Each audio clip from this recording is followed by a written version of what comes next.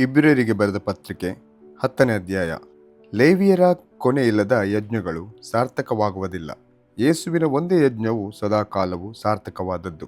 ಧರ್ಮಶಾಸ್ತ್ರದಲ್ಲಿ ಮುಂದೆ ಬರಬೇಕಾಗಿದ್ದ ಮೇಲುಗಳ ಛಾಯೆಯೇ ಹೊರತು ಅವುಗಳ ನಿಜ ಸ್ವರೂಪವಲ್ಲವಾದ್ದರಿಂದ ಆ ಧರ್ಮಶಾಸ್ತ್ರವು ವರ್ಷ ವರ್ಷಕ್ಕೆ ಪದೇ ಪದೇ ಅರ್ಪಿತವಾಗುವ ಒಂದೇ ವಿಧವಾದ ಯಜ್ಞಗಳನ್ನು ಅರ್ಪಿಸಿ ದೇವರ ಸಮೀಪಕ್ಕೆ ಬರುವವರನ್ನು ಎಂದಿಗೂ ಸಿದ್ಧಿಗೆ ತರಲಾರದು.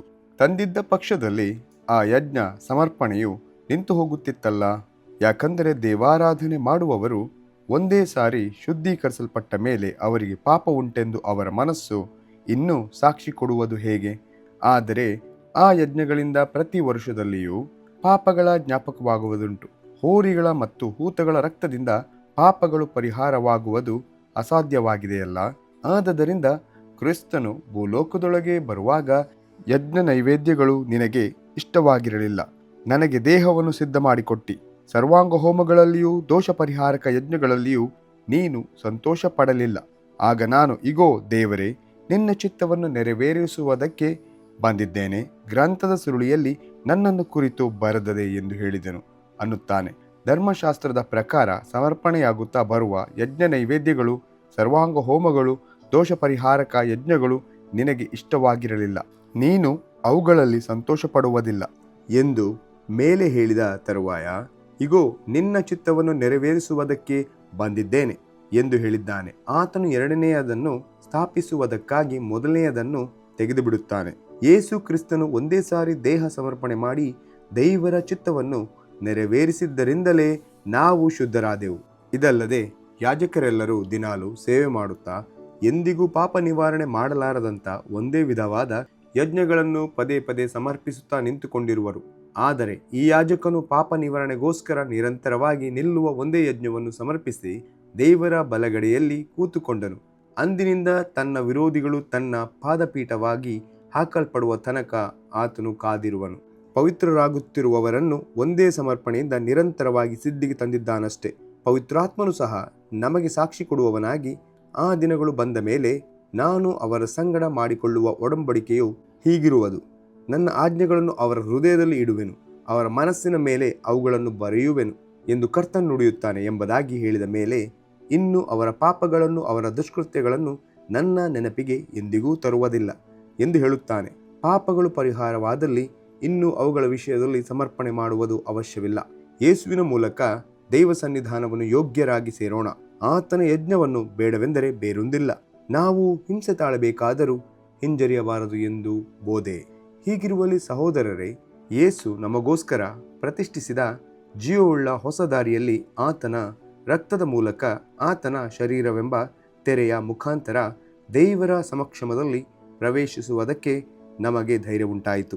ದೇವರ ಮನೆಯ ಮೇಲೆ ಅಧಿಕಾರಿಯಾಗಿರುವ ಶ್ರೇಷ್ಠನಾದ ಯಾಜಕನು ನಮಗಿದ್ದಾನೆ. ಆದ ಕಾರಣ ನೀನಪರಾಧಿ ಎಂದು ನಮ್ಮ ಮನಸ್ಸು ನಮಗೆ ಸಾಕ್ಷಿ ಹೇಳದಂತೆ ನಾವು ಹೃದಯವನ್ನು ಪ್ರೋಕ್ಷಿಸಿಕೊಂಡು ದೇಹವನ್ನು ತಿಳಿ ನೀರಿನಿಂದ ತೊಳೆದುಕೊಂಡು ಪರಿಪೂರ್ಣವಾದ ನಂಬಿಕೆಯುಳ್ಳವರಾಗಿಯೂ ಯಥಾರ್ಥ ಹೃದಯವುಳ್ಳವರಾಗಿಯೂ ದೇವರ ಬಳಿಗೆ ಬರೋಣ. ನಮ್ಮ ನಿರೀಕ್ಷೆಯನ್ನು ಕುರಿತು ನಾವು ಮಾಡಿದ ಪ್ರತಿಜ್ಞೆಯನ್ನು ನಿಶ್ಚಂಚಲವಾಗಿ ಪರಿಗ್ರಹಿಸೋಣ. ವಾಗ್ದಾನ ಮಾಡಿದಾತನು ನಂಬಿಗಸ್ತನು. ನಾವು ಪರಸ್ಪರ ಹಿತಚಿಂತಕರಾಗಿದ್ದು ಪ್ರೀತಿಸುತ್ತಿರಬೇಕೆಂತಲೂ ಸತ್ಕಾರ್ಯ ಮಾಡಬೇಕೆಂತಲೂ ಒಬ್ಬರನ್ನೊಬ್ಬರು ಪ್ರೇರೇಪಿಸೋಣ. ಸಭೆಯಾಗಿ ಕೂಡಿಕೊಳ್ಳುವುದನ್ನು ಕೆಲವರು ರೂಢಿಯಾಗಿ ಬಿಟ್ಟಿರುವ ಪ್ರಕಾರ ನಾವು ಬಿಟ್ಟು ಬಿಡದೆ ಒಬ್ಬರನ್ನೊಬ್ಬರು ಎಚ್ಚರಿಸೋಣ. ಕರ್ತನ ಪ್ರತ್ಯಕ್ಷತೆಯ ದಿನವು ಸಮೀಪಿಸುತ್ತಾ ಬರುತ್ತದೆ ಎಂದು ನಾವು ನೋಡುವುದರಿಂದ ಇದನ್ನು ಮತ್ತಷ್ಟು ಮಾಡಿರಿ. ಯಾಕಂದರೆ ಸತ್ಯದ ಪರಿಜ್ಞಾನವನ್ನು ನಾವು ಹೊಂದಿದ ಮೇಲೆ ಬೇಕೆಂದು ಪಾಪ ಮಾಡಿದರೆ ಪಾಪ ಪರಿಹಾರಕ್ಕಾಗಿ ಇನ್ನಾವ ಯಜ್ಞವೂ ಇರುವುದಿಲ್ಲ. ಅತ್ಯಂತ ಭಯದಿಂದ ಎದುರು ನೋಡತಕ್ಕ ನ್ಯಾಯ ತೀರ್ಪು, ದೇವರ ವಿರೋಧಿಗಳನ್ನು ದಹಿಸುವ ತೀಕ್ಷ್ಣವಾದ ಅಗ್ನಿಯೂ ಇವೆ ನಮ್ಮ ಮುಂದೆ ಇರುವವು. ಮೋಶೆಯ ವಿಧಿಗಳನ್ನು ಅಸಡ್ಡೆ ಮಾಡಿದವನಿಗೆ 2 ಇಲ್ಲವೇ 3 ಸಾಕ್ಷಿಗಳ ಮಾತಿನ ಮೇಲೆ ಕನಿಕರವಿಲ್ಲದೆ ಮರಣದಂಡನೆ ಆಗುತ್ತದಷ್ಟೇ.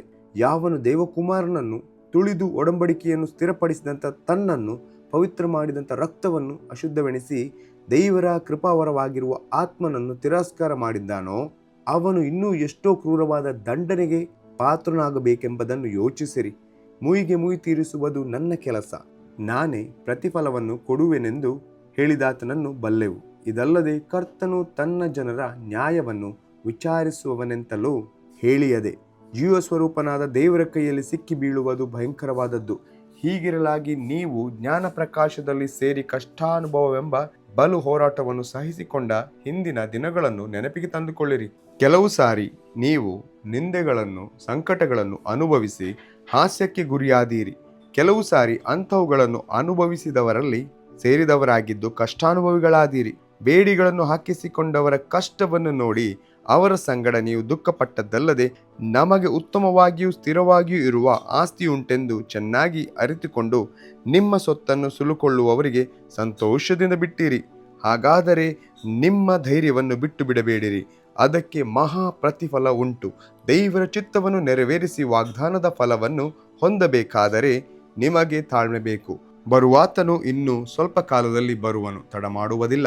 ಆದರೆ ನನ್ನವನಾಗಿರುವ ನೀತಿವಂತನು ನಂಬಿಕೆಯಿಂದಲೇ ಬದುಕುವನು. ಅವನು ಹಿಂದೆಗೆದರೆ ಅವನಲ್ಲಿ ನನಗೆ ಸಂತೋಷವಿರುವುದಿಲ್ಲ ಎಂದು ಬರೆದದೆ. ನಾವಾದರೋ ಹಿಂದೆಗೆದವರಾಗಿ ನಾಶವಾಗುವವರಲ್ಲ, ನಂಬುವವರಾಗಿ ಪ್ರಾಣ ರಕ್ಷಣೆಯನ್ನು ಹೊಂದುವವರಾಗಿದ್ದೇವೆ ಎಂಬುದೇ.